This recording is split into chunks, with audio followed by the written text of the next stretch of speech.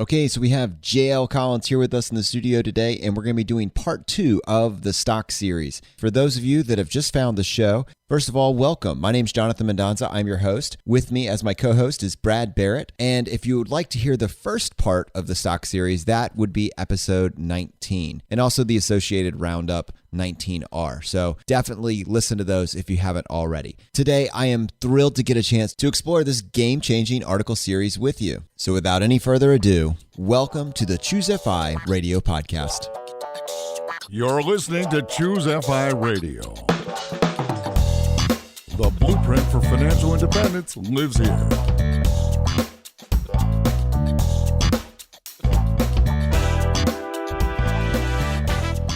If you're looking to unlock the secrets to financial independence and early retirement, you're in the right place. Stay tuned and join a community of like-minded people who are getting off the hamster wheel and taking control of their lives in the pursuit of financial independence. Choose FI, your home for financial independence online.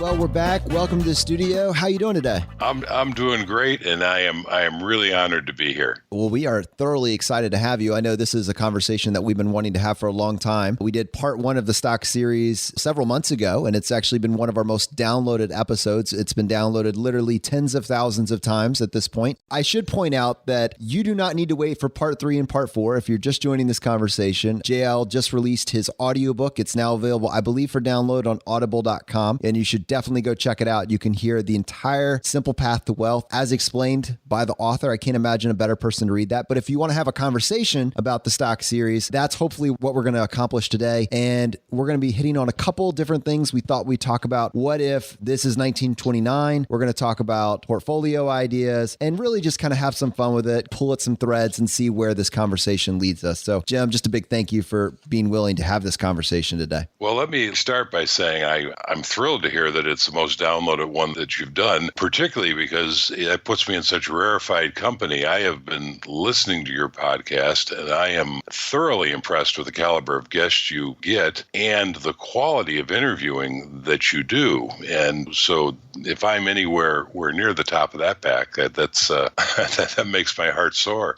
Awesome. Well, we forced a mic on you this time, and we know you're going to be doing some geo arbitrage soon. So hopefully we found one small enough that you'll be willing to put it in the bag and carry it along with your very limited personal belongings on this trip. Yeah, I think you just should send me a new one each time. That'll be our frugal fail of the week. Hey, but we're happy to do so too.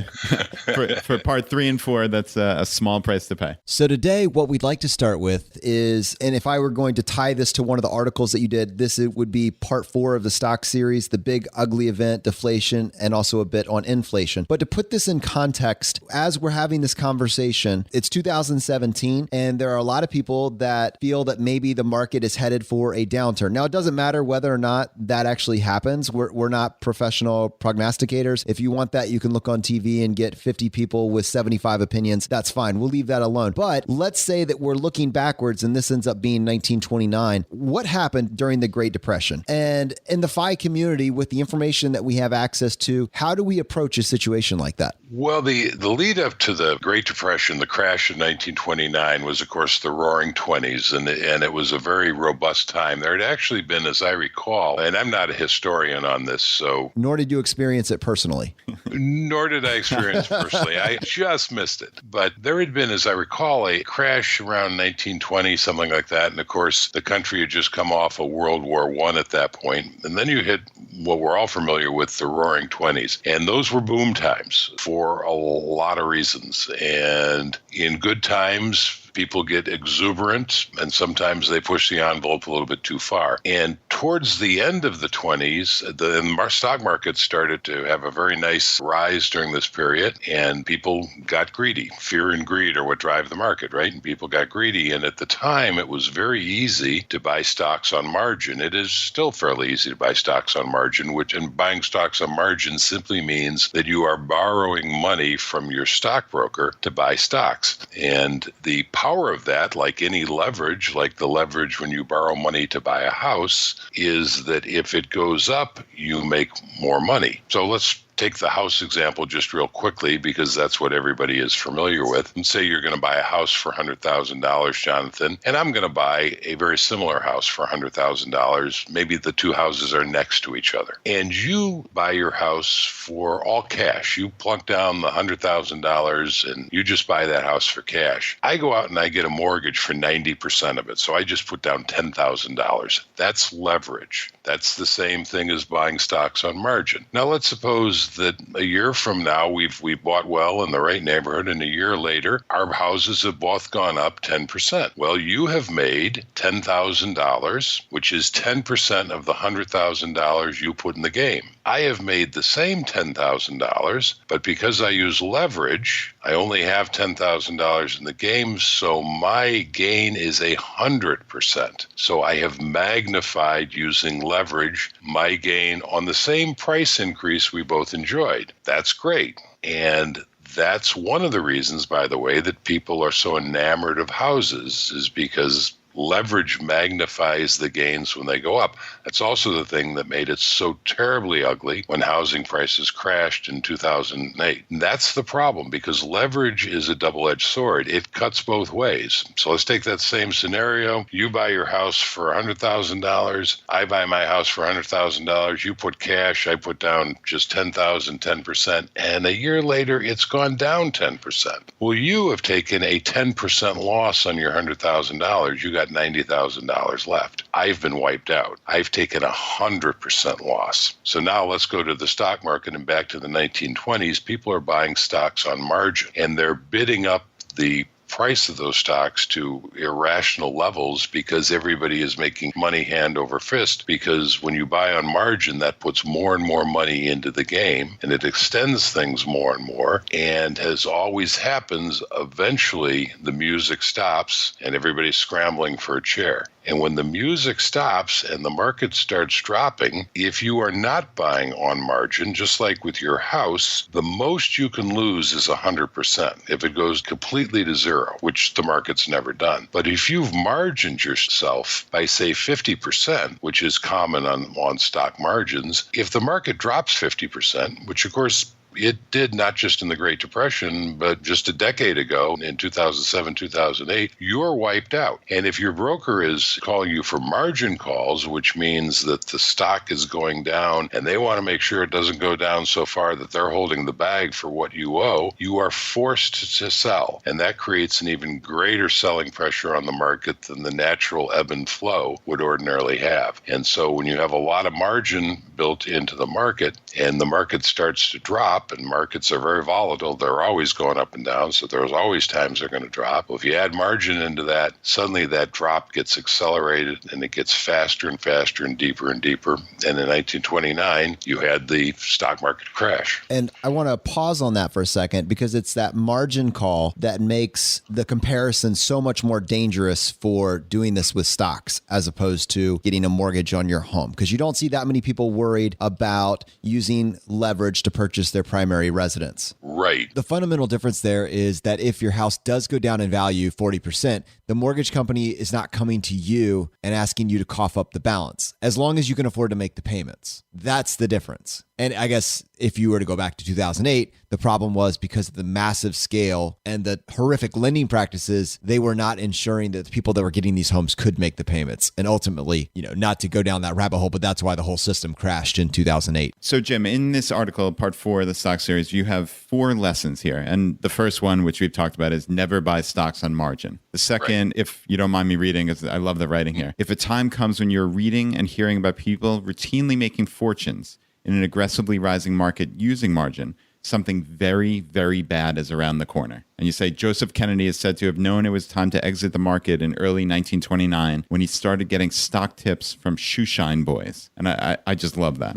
Yeah, that's as far as I know, is a true story. And I want you to comment on lesson 4, but let me just quickly read lesson 3. If you see lesson number 2 forming, it is a good time to take your chips off the table, which is very tough to do when everybody is making quote unquote easy money. And lesson 4, once the crash comes, it is too late. Well, let me first comment on lessons 2 and 3, because they are kind of linked together. I am somewhat famous for saying that the market is volatile and we can't predict when it's going to plunge. And therefore, we ignore the volatility. We're buying for the long term. And if anything, we make the volatility work in our favor when either we are building our wealth and adding money to the market weekly or monthly, or as our earned income comes in and we're saving a portion of that and we're adding it in. And so when the market dips, we get to buy at those lower prices, and that smooths the ride. Or once we're living on our portfolio, bonds play that role, and we adjust the allocation, which takes advantage of those market dips. So in lesson 2 and lesson 3, though, you hear me saying something that begins to sound a lot like market timing, which I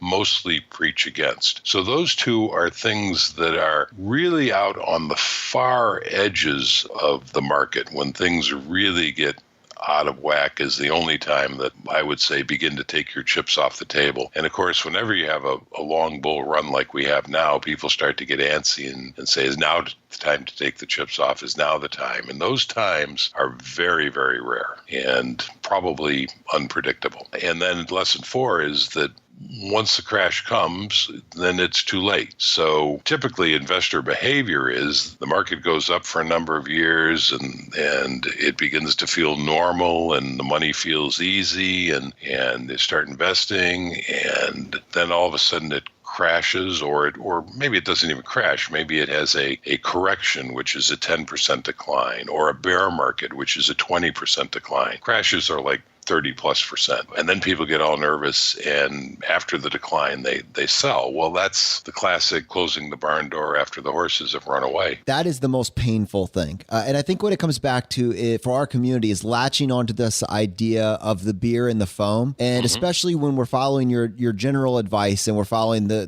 more or less the advice of the FI community, and we're latching onto index funds. We own a very small piece of the United States economy. And what you're asking yourself is, do I think that at some point in the 5 or 10 year future, or whatever it may be, it's going to come back? And if you sell at the bottom because you say, I don't want to lose any more, you're contributing to a fire sale that you can never recover from. And I think having the confidence and just stepping it away and saying, what does this volatility represent? What does this crash represent? Is there a actual change, or do I still own, at the end of the day, a piece of the U.S. economy? You got to be able to make peace with that in your mind, and then hopefully make a decision based on that. I agree, Jonathan. I think you're absolutely right, because the fundamental investing choice you're making, first of all, we should say that there are index funds these days. There's a huge range of index funds, and there are index funds for very small sectors of the market, and that's not what we're talking about. We're talking about broad-based index funds that track the S&P 500, or my personal preference,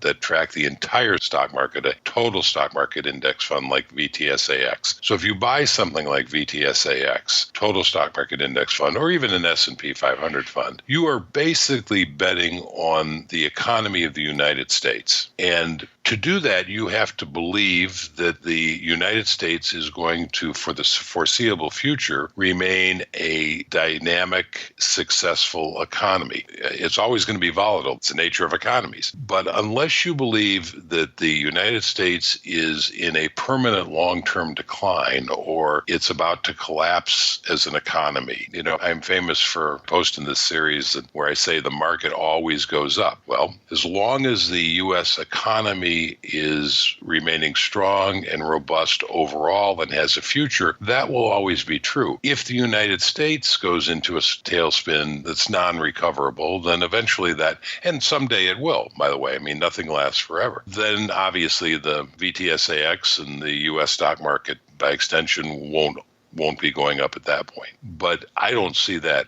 happening in the near future. I think the United States is good for at least another 100 years as a dynamic, volatile economy. It's not going to be the same as the last 100 years. It's not going to be the same as it was today, but I don't think we're going away anytime soon. And if you believe that, then the way I recommend you invest makes sense. If you don't believe that, and not everybody does, if you believe the U.S. is on the verge of collapse, then obviously you don't want to be investing in the stock market of the U.S. Just like if you believed in any country, if you thought it was on the verge of collapse, you wouldn't be investing in its stock market. I think that definitely simplifies it from all the other variables that maybe you have to look at if you're an active investor. It simplifies it down into a much more easy to comprehend, almost binary choice, which then will allow you to dictate the decisions you make. So I get that. That makes sense to me. I think it would be interesting, just for the sake of conversation, to dial it back and talk just for a second about that person to be that investor in 1929. That's a great question. So let's start out by saying that there's no way around it. The stock market crash of 1929 and the ensuing Great Depression was, as I say in the title of that post, a big, ugly event. I mean, there's just no way around that. Stocks went down from their peak to their bottom, something on the order of 90%. So if you had $1 million in the stock market in 1929 before the crash, by the time it hit its bottom, assuming that you didn't sell, you'd be $100,000. So there's no question that's ugly. And it did eventually recover, but, it took a fair amount of time to recover. With that in mind, it pays to step back and say, well, okay, are there any mitigating factors? Well, if you'd stayed the course, you would have eventually recovered. That's number one. It would have taken a while. If you had been one of the 75% who kept their jobs, so the unemployment rate during the Great Depression reached 25%. The implication of that, of course, is that as bad as that is, 75% of the people were still working. If you were one of the fortunate 75%, and the odds, of course, were in your favor, and you kept investing in that stock market, if you kept the faith, you would have been buying stocks at extremely advantageous prices. So I guess the takeaway point there is, may the odds forever be in your favor. It's almost like a tagline for a movie. I wish I... Yeah, the point is, I've said that if you were a young investor, just starting out, or just even a few years in, the very best thing that could happen to you is a stock market crash, assuming that it doesn't scare you away, and assuming that you keep working and you keep investing because you are buying stocks at lower prices. You're buying them on sale at bargain rates. So anybody who's listening to this, who's young and just starting, you should be rooting for the market to take a plunge. I get on the blog periodically, I get a lot of comments from investors of all stages, but I have a fair number of young beginning investors, and a typical comment that concerns them is they'll say, I've put together $10,000 or $20,000 and, it's sitting in my bank account. I want to put it in the market, but I'm just afraid. I'm just afraid that if I put it in the market today, that it's going to drop dramatically tomorrow and I'll lose my money. And that's an understandable fear. But if you take the longer horizon and you're working towards financial independence, that $10,000 or $20,000 is not a lot of money. You're going to look back on it in a couple of decades and it's going to be pocket change to you. So as hard as it is to believe, if you put that $10,000, which probably took a lot of blood, sweat, and tears for you to pull together, you put it in the market, and tomorrow the market chooses to plunge 50% and you get cut in half, celebrate, because you are going to continue to invest in the market and you're going to be buying at better and better prices. So in a sense, that's why volatility doesn't concern me. As long as you don't panic and sell, it's going to recover. If you're continuing to put money in, it's going to work to your advantage. If you are at the stage of your life where you no longer are earning money and so you don't have cash flow to continue investing, at that point, if you're following my advice, you diversified into bonds. And so when the market plunges, you will be selling some of your bonds to buy those stocks at that lower price. And by the same corollary, when the market recovers and goes up, you'll be selling some of that to go back into bonds to maintain whatever asset allocation you have chosen. Does that make some sense? Yeah. So my big takeaways are the psychology of it, which is don't get freaked out, even if you do see your money in your hypothetical go from 10K down to all the way down to 5,000. And really the bedrock foundational principle of the FI community is live below your means, right? And have a savings rate. Hopefully it's 30, 50, 70%, something like that. And you're continually pumping money into your stock investments. And to your point, you're buying it at a huge discount. So that's why you're saying you should celebrate if that happens to you, if that timing is exactly right. Now, obviously, in a perfect world, this person isn't losing the $5,000, but you're saying that's completely immaterial over the long run. And you're then getting to buy at discount prices potentially for years. Brad, you're you're absolutely right. You hit the nail on the head. In fact, I might even go so far as to say, let's suppose I had a magic wand and I could make things work, and somebody in their 20s comes to me and I want them to be as successful as possible, and they have $10,000 and they put the $10,000 in the market. I'm going to use my magic wand and immediately have it go down 90%, go down to $1,000, just because the power of that savings rate that you talked about and the new money coming in will so vastly eclipse the $9,000 they lost. They will be better off by taking that hit early. That's why I can't emphasize enough that unless you think the United States of America is swirling down the drain, I can't emphasize enough how important it is not only to stay the course and not panic and sell, but to take advantage of the drops and keep adding money as you go along. And by the same token, you don't want to stop adding money when the market goes up, because the market can go up for long periods of time to heights that at the beginning you wouldn't have thought were possible. And you don't want to lose that. Just keep putting the money in, keep putting it in. And truly, I tell my daughter, don't pay any attention to it. The ideal thing is put money in. The savings rate is key. Put as much money in as you can, whenever you can, and otherwise ignore it. Jack Bogle says something similar, and he says, and then in a few decades, when you decide to finally look at your statement, he says, don't even look at your statements for decades. And then in a couple of 3 decades, when you finally decide to look at your statement, see where you are, make sure you have a cardiologist next to you.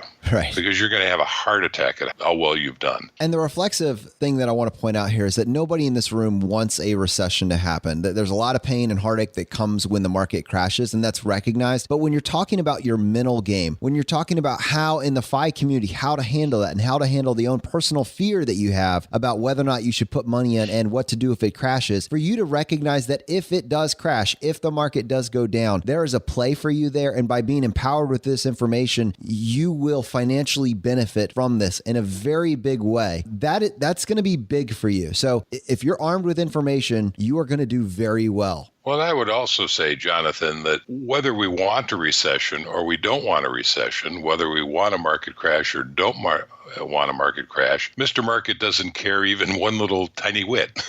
The market is and the economy are going to do what markets and economies do regardless of what we want. So that's part of adjusting the psychology. That's part of in one of my earlier posts in the stock series where I say, toughen up, cupcake, because recessions are never going to go away. We're always going to have recessions, whether we like them or we don't like them. It just doesn't matter. They're a fact of economic life in our economic system. The market is always going to be volatile. It's always going to have bull runs like we're having at the moment, and it's always going to have bear markets like we will at some point. I have no idea when. Let me say I'm not predicting a bear market tomorrow or the next week, but it could happen. And I will say absolutely that we will see bear markets again. But yeah, the markets don't care what we want or what we don't want. And so we have to toughen up and just accept that this is the way it is. Once you understand that's the way it is, then you can begin to think about, okay, how do I deal with this reality? How do I deal with it when it goes up? And how do I deal with it when it goes down?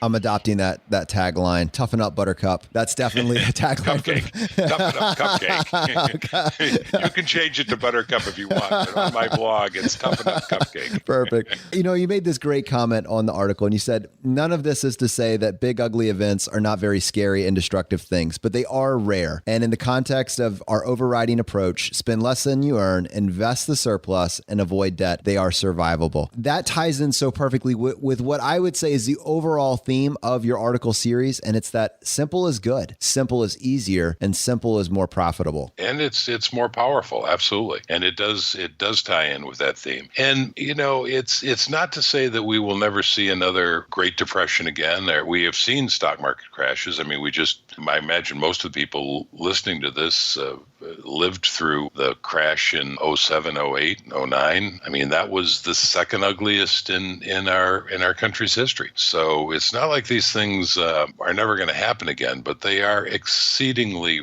rare events. There's a book, I forget the author's name, but the guy who wrote the book about black swans. Oh, Nassim Nicholas Taleb.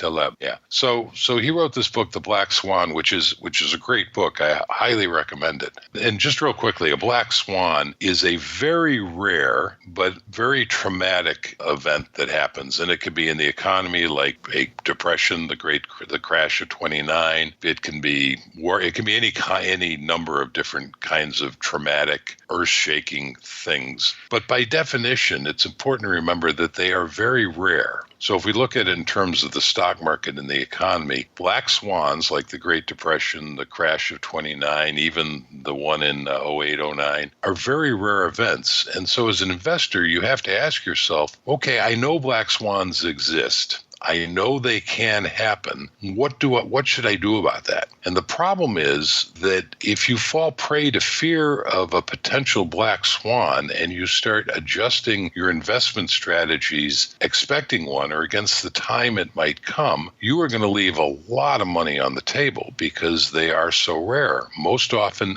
they don't happen. So let me illustrate this. Let's suppose that the three of us are sitting around in 1975. And I picked 1975 because in my book, I talk about the stock market period from 1975 to 2015, which is when I was finishing the manuscript and writing this, and that's a nice 40-year period. I chose 1975 because that happens to be the year I personally began investing. It happens to be the year that Jack Bogle created the first index fund, and it happens to be a nice 4-decade chunk of time. So let's suppose that the three of us and maybe our audience, we're all sitting around having a cup of coffee, and it's 1975. And I say, guys, I got some news. I have a time machine. And I just came back from 2015, and I looked back at the next 40 years that are coming from 1975 here where we're sitting. And let me just tell you what's going to happen, because I've seen it. I've come back from the future. So here's what's going to happen. You know, we're in 1975 and inflation is ramping up and it's kind of ugly.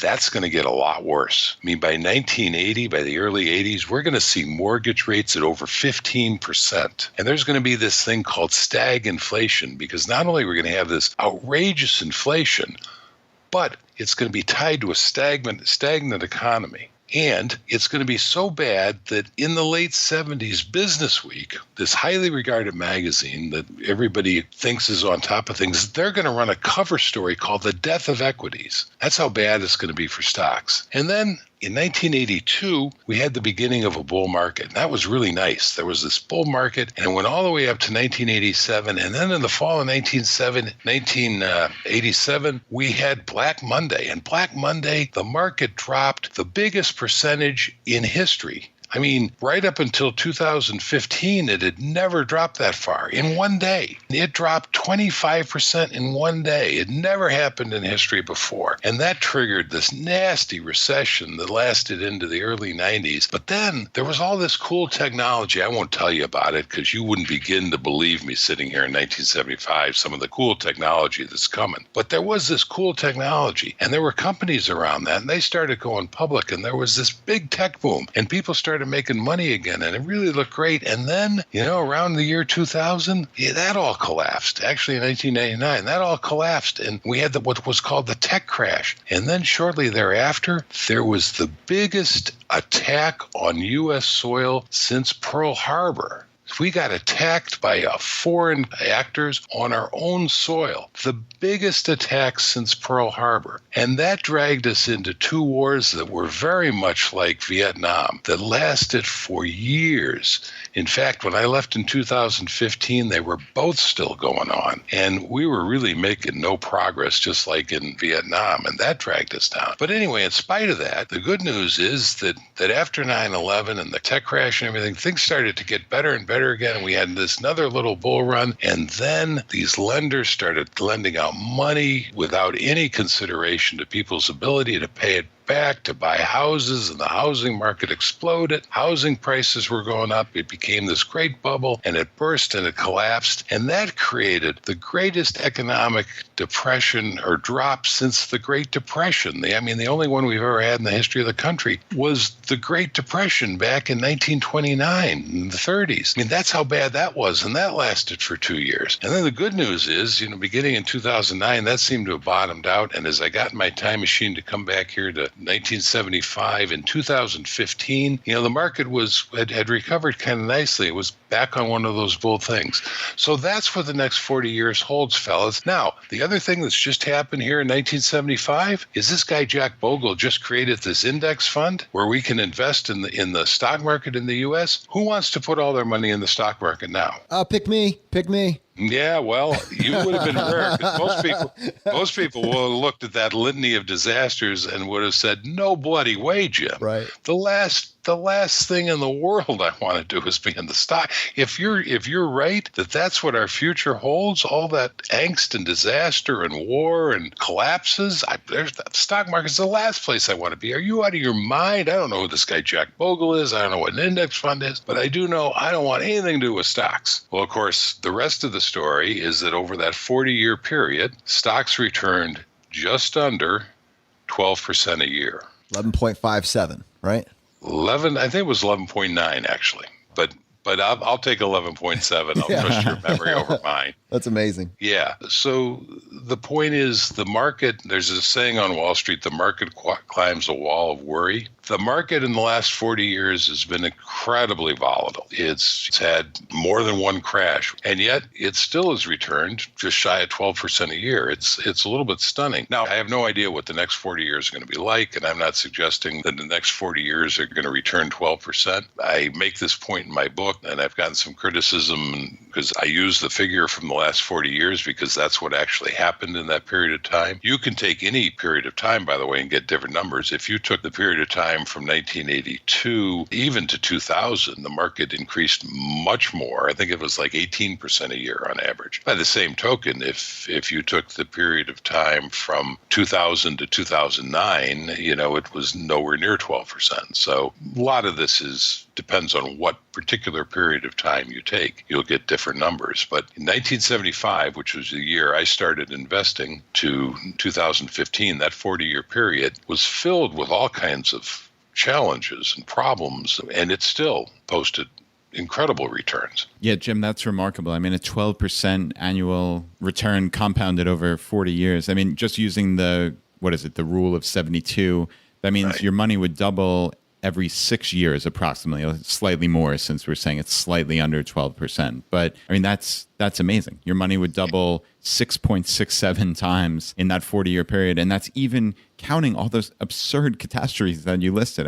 Like you said, you would probably run for the hills if you came back in that time machine and told us all that. But it would have been the best thing you could have ever done to invest in that money. Right. And this is, by the way, nobody knows what the next 40 years will hold. I would imagine the next 40 years will be equally traumatic because we live in traumatic times, but we also have a very dynamic economy, and there is a lot of things happening in the world of technology and advancements and breakthroughs on the scientific front that, I don't know what the market's going to do the next 40 years, and nobody else does either. Who knows? It could be an unmitigated disaster, and we could have the zombie plague, and civilization collapses. But it could make the next 40 years look like it was standing still. We just don't know. But the point is that it's incredibly powerful, even through some really, really challenging times. And I imagine my guess is the next 40 years will be every bit as challenging and every bit as rewarding. So our community has basically more or less agreed on at least using index funds for the basis or the brunt of our investment vehicle. Certainly it's what Brad and I preach in large part due to your article series. And one of the things that now that we've boiled it down or distilled it down to its most simple level, what we would like to do next is maybe talk about the different tools that you have in your bag and talking a little bit about the different things that you should be considering. Let's go for it. In your article here, you post three considerations. And the first one is, what stage of investing life are you? Let me start by saying that the classic way of looking at what stage of investment life you are is based on your age. And that in old days, or even today, for most people, that kind of makes sense because most people lead fairly traditional lives. And that means that they go to school, they come out, they either go to college or they don't go to college, they get a degree, they don't get a degree, they go to work, and they work for 40 years. And hopefully in that 40 years, they accumulate some assets and then they retire. And that sort of defines your stage of investing. And you accumulate your wealth over that 40 years, and then hopefully you've done well and you retire on it. In the FI community, of course, we're striving to reach financial independence much faster. Our savings rates are much larger. People typically hit FI or they get close to it. Maybe they change careers or maybe they stop working for a while and they travel and then they find something interesting to do and income starts coming back in. So your stage in life for the people listening to this in the FI community isn't just defined by your age. It's defined on what you happen to be doing. You know, there'll be periods of time where you're working, you get to FI, or maybe even mostly to FI, and then you're doing other things, traveling or whatever, that aren't bringing in income, and so you're living off your investments, and then maybe suddenly you're doing something that brings in income again, and it's going to go back and forth. So how you are invested is, or how you want to be invested, is going to shift based on what stage you're in. And so you've essentially painted a different picture. And instead of us just talking about what you need to be doing when you're 65 and what you need to be doing when you're 35, it instead comes to your mental game, to where you are. At this point in your life, are you trying to build your wealth or are you trying to preserve it? Am I on the right track here? Yeah, absolutely. And the point that I would make is that you can go in and out of those stages. So you might, presumably at the beginning of your career, you're definitely going to be in the wealth building stage. You're going to be working. And if you're pursuing FI, you're going to be saving a very large amount of your income, upwards of 50% ideally. And that's your wealth building stage. And then you're going to get to the point where your investments can begin to support you and you might stop working. And that becomes your wealth preservation stage. And when you stop working, maybe you're traveling around or doing whatever it is that you want to do that is not paid work. Maybe you stumble upon something that begins to generate income again. So you go back into the wealth building stage. So you might, because we're talking about people who are going to be hitting financial independence fairly early, you could go into your wealth building stage, to your wealth preservation stage, and back again a couple of times in your life. Yeah, and this goes back to something that I was calling the rotating swivel door. So if you want, feel free to use that in your articles. I give you permission. Thank you. I'll have to know how much you're going to charge me for the privilege. Exactly what you're charging me. I want it all back. There you go. Hey, Jim, talk us through what you would advise people in these different stages as far as like the percentage that they would put in equities, bonds, et cetera. Talk us through as they're going through this swivel door, whatever it may be, or hopefully it's a one way. But what do you generally advise on the blog and with people that you speak with? So great question, Brad. So in the wealth building stage, I'm fairly aggressive, and I recommend that people be 100% in stocks, and very specifically, if possible, in VTSAX, which is the total stock market index fund done by Vanguard. Now, I say if possible because when people are working, they're frequently funding 401k plans or 403b plans, and they're restricted to what investments those plans offer. But basically, you want a broad-based stock index fund, or maybe a couple of them if you have one in your 401k or another in your personal investments. But you want to be 100% in stocks because your savings rate is high, and that constant flow of new money coming in from your 50%, let's say ideally a 50% savings rate, that tends to smooth the ride. So that's when the stock market plunges, as it does periodically and expectedly, you can celebrate that because that money you're putting in is buying more shares of your VTSAX. And so you just keep putting money in. You don't care what the market's doing. You're just putting in as much money as you can whenever you can. That's the wealth building stage. And because stocks are the most powerful wealth building tool available to us, we want to be 100% in stocks. That means, of course, we have to be willing to accept the volatility. The best way to accept it is to just ignore it. Don't worry about it. If anything, celebrate when the market drops, because each dollar you put in then buys some more shares than it would have otherwise. And I want to pause and highlight that, because that's the critical part. When you're in this and you've identified yourself as being in the wealth building stage. So mentally you say, I am in the wealth building stage. I want to accumulate wealth. That is, you have to have your psyche right for this. So anytime the stock market goes down, you don't care, except that now you almost want to get more in there. And anytime you see the stock market go down, you don't say, oh man, son of a gun, this is hurting my returns. No, you're saying it's a fire sale. It's on sale. I'm purchasing more of the U.S. economy for the same price as I was last week. That's exactly right. It is a different psychology than the psychology of the vast majority of investors. I continually get comments on my blog from people who are young and new to investing, and they've saved up, say, $10,000, which is a lot of money to them, and I appreciate that. And they're about to put it in the market, and this money didn't come easily. They worked hard for this money. And the idea that they could put it in the stock market and see some of it disappear, maybe even get cut in half or worse, that's terrifying. But if you're using the approach that we're talking about, you should turn that psychology on its head and celebrate those drops, because it means that you're getting to buy things on sale. I have frequently said, if you could make the market do anything you wanted it to do, what you would want it to do with your magic wand is the moment you started investing, you would want to see a major stock market crash. And then you would want to see the market just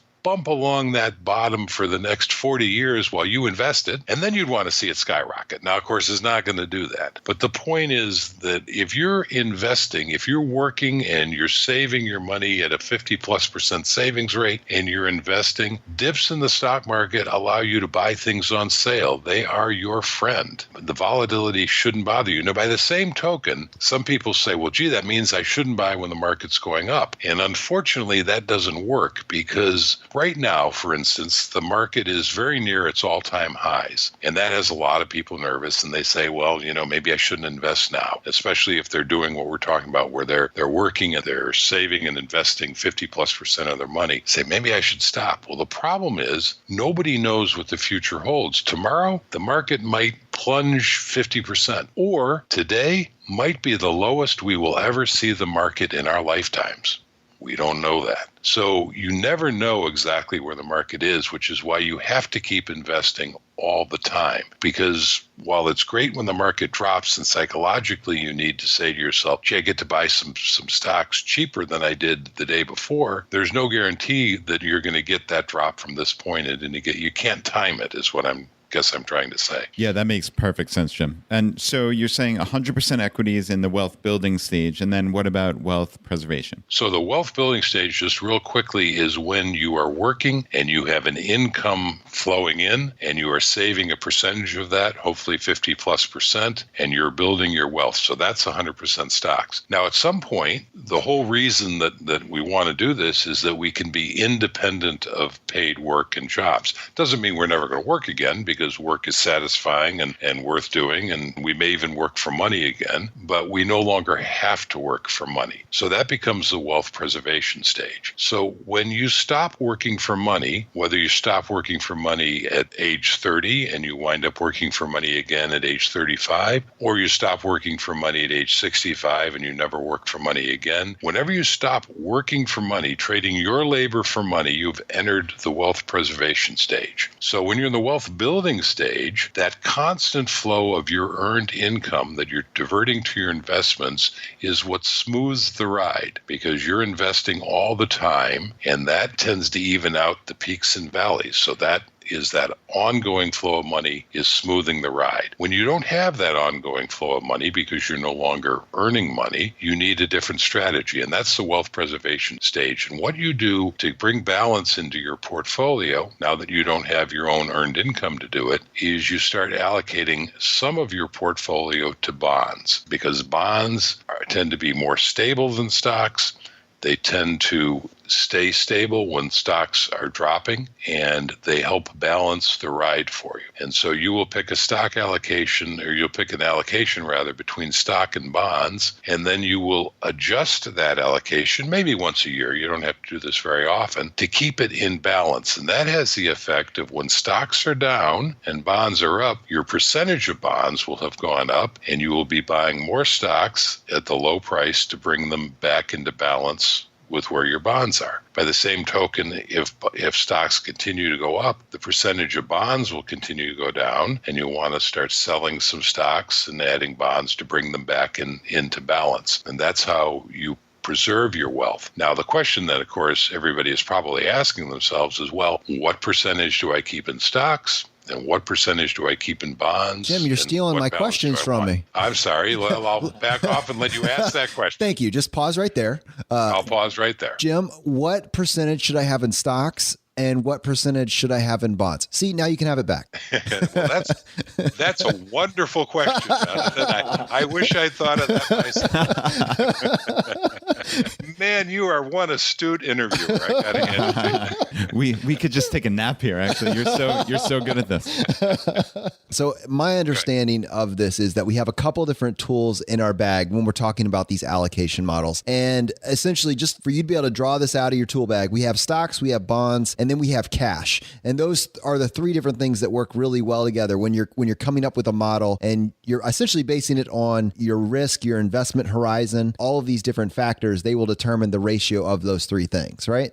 Exactly. So when you're in the wealth preservation stage, you are going to be owning primarily a stock fund and a bond fund. A total stock market fund, a total bond market fund is ideal. You are going to have some cash because you have ongoing expenses and operational needs, and you don't want to have to be forced to sell things at an inopportune time. But the question then becomes, well, how much in stocks and how much in bonds? And that really speaks to your personal risk tolerance. So the more you have in bonds, the smoother your ride will be.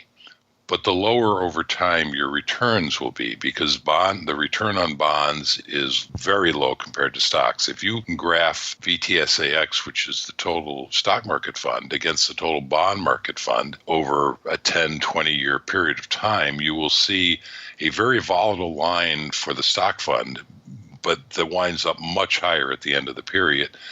A much smoother line that doesn't rise very far. So when you buy bonds, you are trading volatility. You are sparing yourself volatility at the expense of long-term returns. So you have to ask yourself, how much am I willing to give up to have to smooth my ride, to reduce the volatility? When stocks plunge, bonds tend to hold up, and then you're going to be glad that you have bonds. Even if you're very aggressive, you can tolerate the swings of stocks, you might want to have bonds just so you have this rebalancing tool we were talking about that you can bring to bear. Personally, I do, because I'm in the wealth preservation stage, I do 75% in stocks, 25% in bonds. That's considered pretty aggressive, and I want to be on the fairly aggressive side. So if you went more than 75% stocks, you would be choosing to become still more aggressive. And if that suits your own tolerance for volatility, that's fine. There are some people that I respect who even say I can tolerate, even in the wealth preservation stage, I can tolerate 100% stocks because I have enough money and I have enough tolerance for volatility. By the same token, if the volatility prevents you from sleeping at night, then 75% stocks is probably too high for you. And you have to make a choice not just based on the numbers, because the numbers would suggest you want to be always 100% in stocks because over time they outperform everything else. But you also have to have to think in terms of your comfort level. And again, I like some bonds just because I like to take advantage of, I like to have something else when I don't have that inflow from earned income to take advantage of the stock market volatility. I like to have the rebalancing between stocks and bonds to do it for me. And Jim, that's kind of what I was going to ask next, which was, let's just say for argument's sake, you personally live a FI lifestyle, your expenses aren't significant. Let's say you make some money from your website. You obviously have book sales and hopefully audiobook sales. At some point, you're going to get Social Security and et cetera, et cetera. Has there ever been a thought that you would move back to 100% equities? Is that something that's ever crossed your mind, or are you pretty comfortable with 75 now?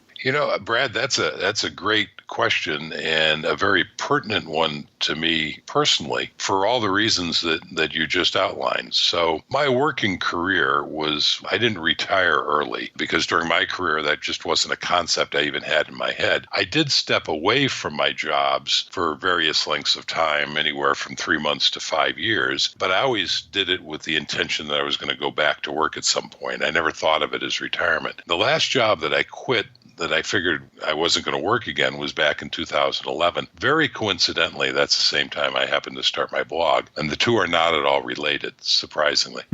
So at that point, in 2011, I went to this 75-25% stock bond mix that I was just talking about. More recently, and I never intended to make money from the blog, but the blog has grown in ways that I never anticipated. And effective actually last year, it started making money a couple of years ago, but it was really just sort of breaking even with its expenses. So I wasn't showing any great income from it. But last year, the expenses have stayed fairly stable and the income has grown rather nicely. So suddenly, as of 2016, I had income from the blog. And then also in 2016 is when I published my book, The Simple Path to Wealth. And that's been much more successful than I could have hoped. So I have income coming in from that. So suddenly I have money coming in again in a way that I never anticipated. So I'm still sitting on this asset allocation, and I am debating what I want to do if I want to move back towards 100% stocks. My hesitation is that the book has been selling very well. It's been out for a little over a year, but I have to assume at some point it will saturate the market and those sales will begin to drop down. I just put out the audio version of the book, and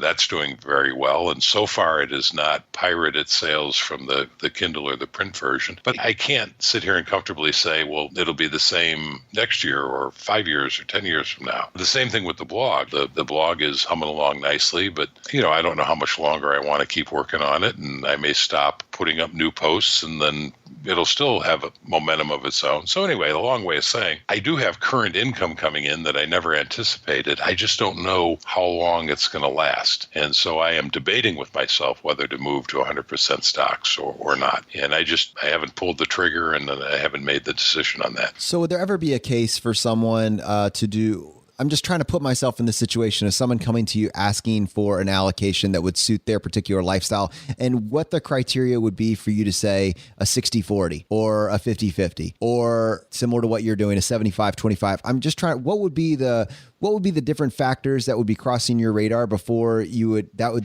be the scenario that you would lay out? Well, that's a great question, Jonathan. And I think there are two factors to it, right? There's the mathematical factor, let's call it, and there is the emotional factor. You are always better off being in stocks because stocks over time outperform everything else. If we go back to the conversation we had about the last 40 years and that litany of disasters that I was able to put out in front of you, and yet in spite of all that, the stocks returned almost 12% a year. So stocks are a very powerful wealth building tool. So just looking at the numbers, you can make an argument that you should always be in stocks. My friend Jeremy, who writes Go Curry Cracker, he's a big believer in being 100% in stocks for exactly that reason, and he has a very high tolerance for the volatility. The only downside of being all in stocks is that incredible volatility. And again, we're assuming that the U.S. as a country and an economy is going to continue to do well over the next 100 years. If you don't buy that, then everything I said doesn't make any sense. But there's the emotional side of it. And most people want something that smooths that volatility because the volatility can be very ugly. Now, in the last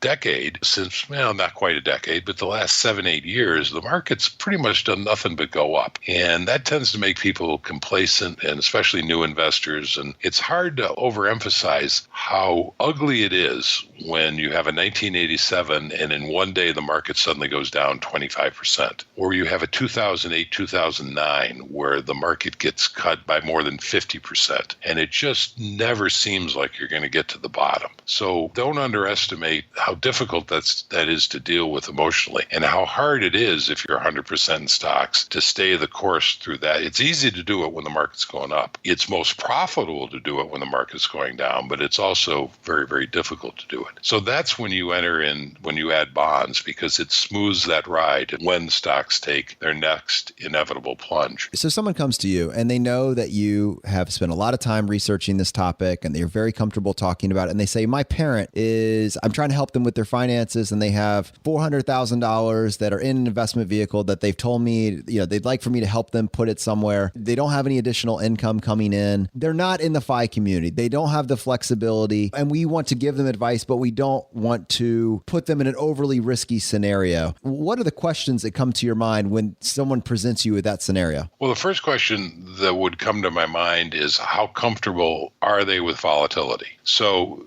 there are a lot of people who are very uncomfortable with the stock market and very uncomfortable with the volatility of the stock market, and that volatility is never going to go away. So the first thing I would say is, if your parents are fearful about the stock market, if volatility makes them uncomfortable, and if there is any chance at all that when the market plunges, as inevitably it will at some point, that they're going to panic and sell at the bottom, then keep them out of the stock market.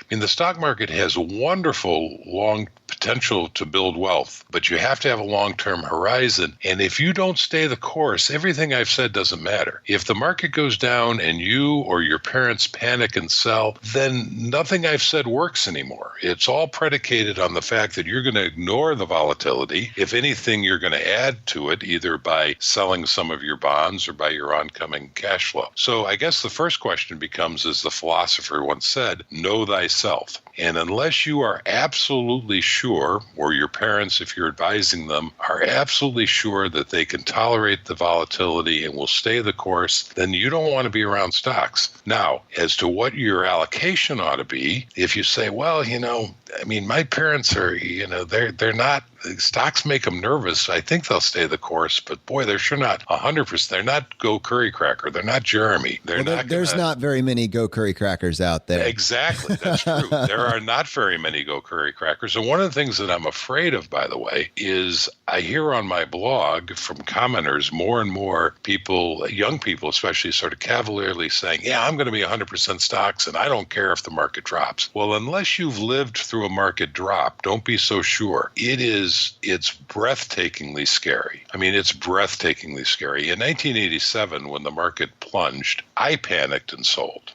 I sold at the bottom. Now, that was an expensive lesson as I watched it march back up, and I bought in after it had passed my high point before it had crashed. When the market plunged in 08 and 09, I didn't sell. And part of the reason I didn't sell is because I had that 1987 experience under my belt. But I was still nervous. I mean, it is breathtakingly ugly when the market plunges the way it can plunge. And so nobody listening to this, unless they've lived through it, you got to look long and hard in the mirror, and you can't assume without a lot of soul searching that you're not going to panic. And when it happens, you just have to remind yourself that it will. And if it doesn't recover, then nothing matters anyway. It won't matter what you do. So you have to just stay the course, but I can't emphasize enough that it's easy to say in the middle of a bull market like we're enjoying now. Very hard to execute when you see your nest egg go from $1 million to $500,000. But it almost sounds like you're saying that bonds, at least for you, are really merely a crutch to keep you from selling at the bottom. Bonds smooth the ride.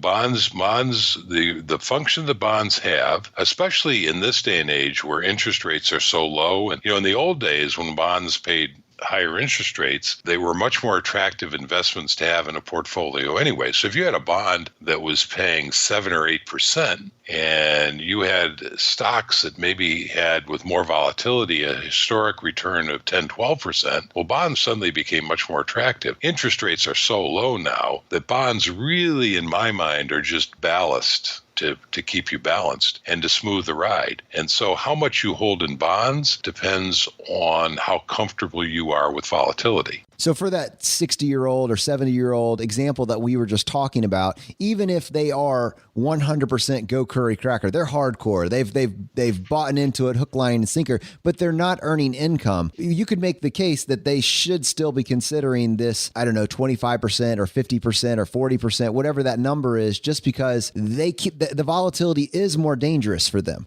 especially if they have to have that income and they don't have the flexibility that maybe we talk about building into your life when you've grabbed this concept at a younger age. Well, you covered a couple of different things there. So let's take the last one first, the flexibility. So if you have a situation, let's say you have $1 million, and using the 4% rule, which is a rule of thumb as to how much you can safely withdraw from a portfolio, that throws off $40,000 a year. If you need every penny of that $40,000 to pay your bills, then you are in a much more precarious position than somebody who has $1.5 million and can pull $60,000, but their core spending is really at $40,000, and the other $20,000 is when they do travel or whatever additional things they do. So it does depend a little bit on your personal situation. And as I said a moment ago, the problem with bonds today is that interest rates are so low. So in the old days,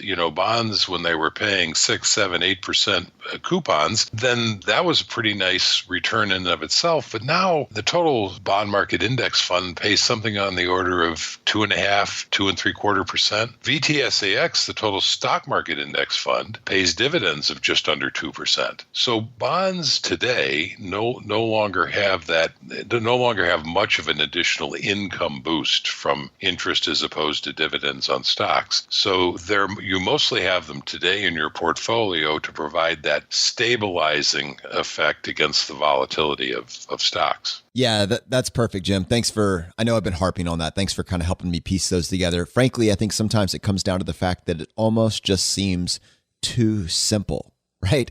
You want a more complex answer, but frankly, again, it goes back to the idea that simplicity is power, and being a little bit contrarian with some of these questions, I think will help me personally, but also our audience latch onto these concepts and understand that they stand up to inspection. I think that after we work through all these individual pieces like allocation, the one thing that kind of stands out that I'd like to see discussed, and I believe this is actually going to set us up for a question from Amber from our Facebook group, was this idea of fixed income. People talk about things like annuities and all these other fancy vehicles, maybe even reverse mortgages to provide fixed income and the value of just having set income.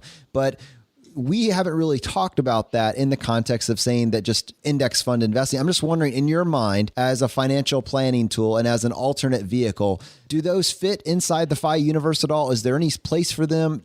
Are they something that you consider or that you've talked about in your blog at all? Dum, dum, dum. And if you want the answer to this controversial question, as well as others from our Facebook group, we will be featuring them in an episode that will be released in 2 weeks. Same bat time, same bat station. We'll see you next time as we continue to go down the road less traveled. You've been listening to Choose FI Radio Podcast, where we help middle-class America build wealth, one life hack at a time.